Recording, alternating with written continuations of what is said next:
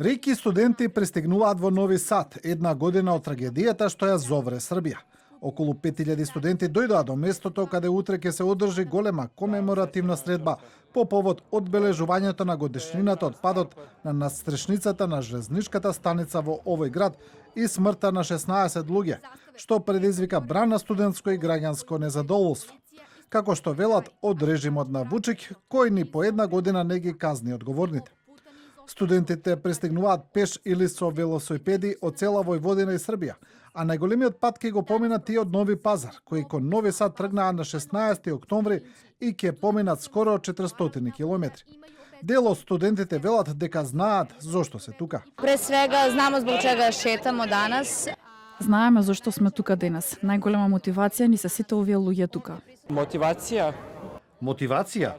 Тоа е слободата, која секако ќе ја добиеме и да се сетиме на сите жртви тука, да види народот и да се разбуди желбата за промени.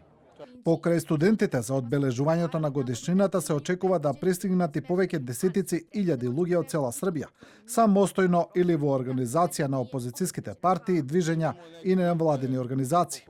Организаторите ги повикаа граѓаните утре да се соберат во 10 часот на 16 локации во градот и потоа да се упадат кон железничката станица. Почетокот на комеморативната средба ќе биде во 11 часот и 52 минути, точно во моментот кога пред една година пада на стрешницата, со одавање почит преку 16 минути молк за 16 загинати во несреќата. Тамо ќе биде поставена главната бина, а програмата ќе се пренесува долж целиот булевар на ослободувањето долг 5 километри.